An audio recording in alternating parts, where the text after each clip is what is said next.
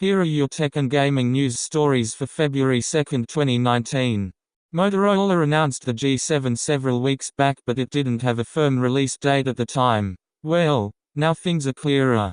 Motorola will happily take your money for the G7 today, but pre-orders won't ship for a couple more weeks. The Moto G7 has a 6.2-inch 1080p display with a small notch at the top for the front-facing camera. There's also a chin at the bottom because it's an LCD. It runs a Snapdragon 632 with 4GB of RAM and 64GB of storage. There are 12 and 5MP cameras on the back and an 8MP on the front. Sadly, there's still no NFC or wireless charging, even though the back is glass. You'll pay a bit more for the G7 than last year's G series phones. Motorola wants $299.99 for the phone, available in either white or black. The current estimated ship date is March 3, and there's no word on the other G7 models at this time.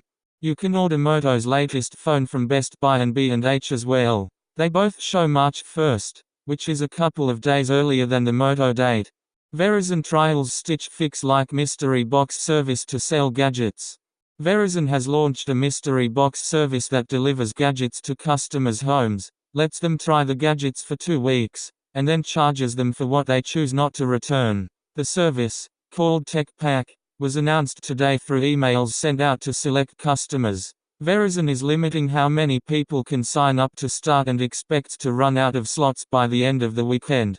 The service works like Stitch Fix or any number of other mystery box delivery services. When signing up, you take a short quiz about what kind of things you like, and Verizon uses that information to choose which gadgets it'll send you. Verizon will mail out a box of 3 tech products every so often, and you can keep or return as many as you'd like. If you don't return a product within 14 days, you'll be charged for it. Verizon says customers can expect to receive gadgets like a Google Home Mini, a Mophie battery pack, Canary's Flex camera, LG's Tone Pro neckbuds, Riz's Tello mini drone, and a Belkin car charger. You won't know what you're getting until the box arrives. Once you've received them, Verizon says you'll get free demos, tutorials, and tech support while you try them out. The boxes include a prepaid shipping label for returns. There's no subscription fee to sign up. Verizon wouldn't tell us the exact prices it'll be charging for the gadgets, but a spokesperson indicated they would be similar to what Verizon already sells them for. Customers will get discounts on the products based on how many they keep from each box. For now, Verizon isn't saying how often boxes will be delivered.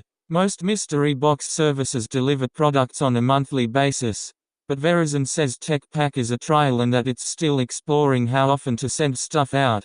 The service is meant to give customers a way to test out gadgets before committing to them, but it also seems like a potentially very expensive twist on a mystery box. Canary's Flex camera sells for $180 through Verizon, which is a lot of money to decide to spend because a product suddenly showed up at your house. Verizon also sells Google's Home Mini sells for $50, which would be a bad price to pay since it's constantly on sale for closer to $30. The Game Boy lost some weight and got curvy displays. In the interest of nostalgia and Nintendo's obsession with it, here's the Nintendo Flex, a fan-made Game Boy update that gives the age-old classic handheld gaming device a time-appropriate revamp. The Nintendo Flex is to the Game Boy what Daniel Craig is to Sean Connery. Same James Bond, but modern. Same's Bond? The Flex comes with a few very welcome updates. Bigger screen on a device that's the same handy size, albeit thinner. The screen's also mildly curved, giving you a slightly panoramic experience and adding just a tiny couple of more display inches into the same framework. The Flex retains the same keys and controls, but gives them a makeover too, opting for flushed surfaces rather than the original Game Boy's chunky keys that stood out from the surface. There's even a contrast slider on the side of the Flex. The Flex's biggest overhaul, however, is the change in Nintendo's cartridge system. Flex ditches the large surfaces rather than the original Game Boy's chunky keys that stood out from the surface. There's even a contrast slider on the side of the Flex.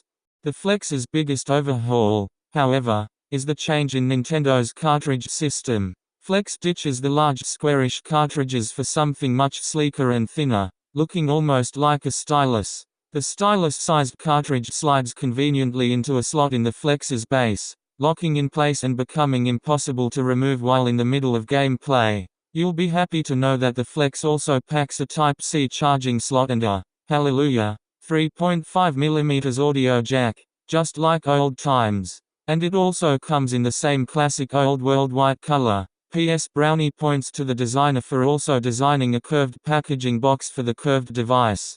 Designer, YJ Yoon.